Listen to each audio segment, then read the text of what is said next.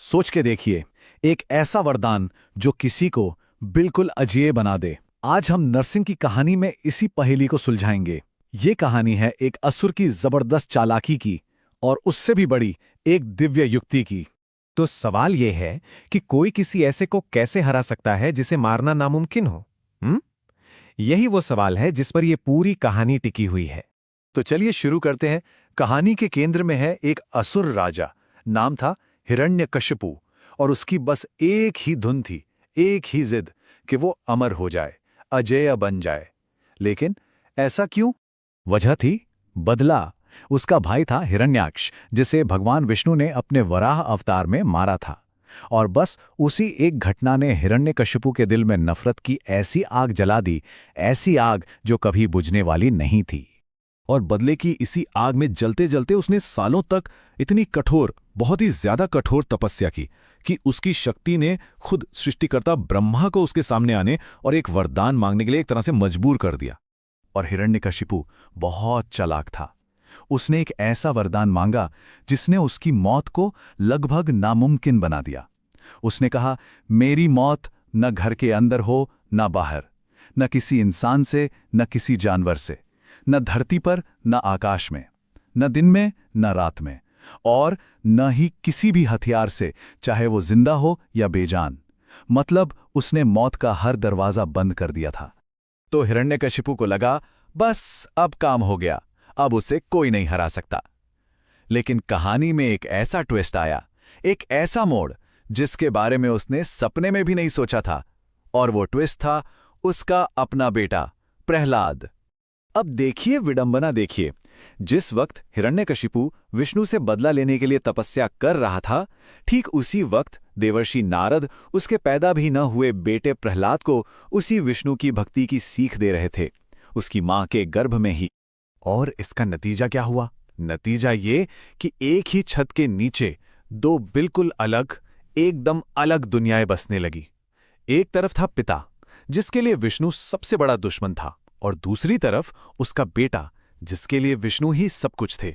जरा सोचिए, जब हिरण्यकशिपु को अपने ही बेटे की इस विष्णु भक्ति के बारे में पता चला होगा, उसका अहंकार, उसका गुस्सा सारी हदें पार कर गया।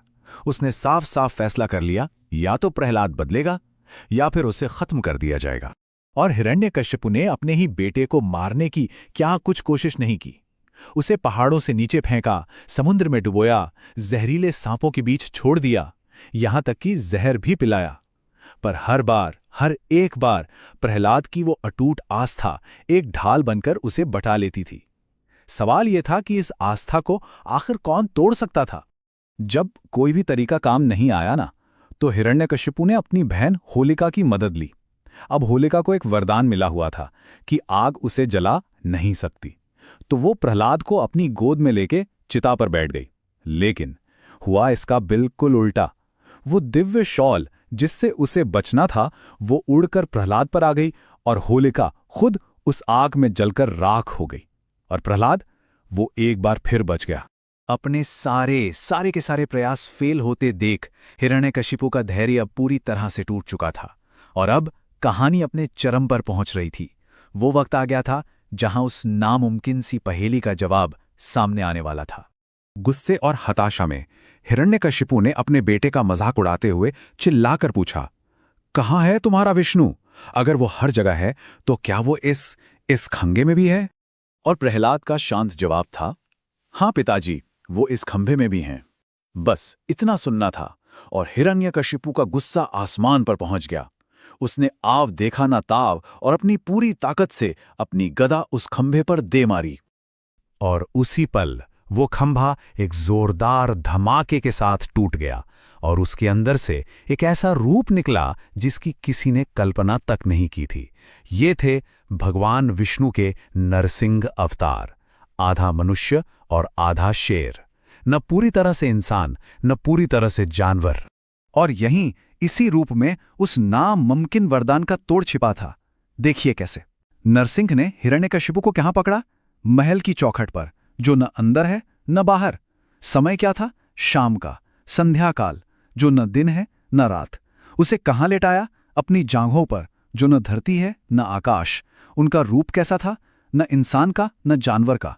और आखिर में उसे किस चीज से मारा? किसी हथियार से नहीं, बल्कि अपने तेज नाखूनों से। ब्रह्मा के वरदान की हर एक शर्त पूरी हुई, लेकिन फिर भी हिरण्यकशिपु का अंत हुआ।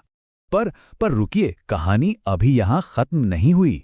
असुर का तो अंत हो गया, लेकिन अब एक नई चुनौती सामने थी, एक ऐसी शक्ति जो खुद में अजेय थी।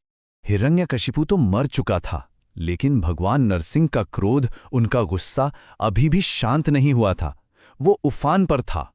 सोच के देखिए, जिस रक्षक ने सबको बचाया, अब उसी के क्रोध से पूरी सृष्टि कांप रही थी।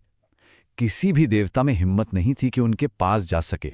और तब ब्रह्मा के कहने पर भक्त प्रहलाद बिना डरे भगवान नरसिंह के सामने गए, और उनकी सच्ची प्रार्थनाओं ने, उनके शुद्ध समर्पण ने वो कर दिखाया जो कोई नहीं कर सका।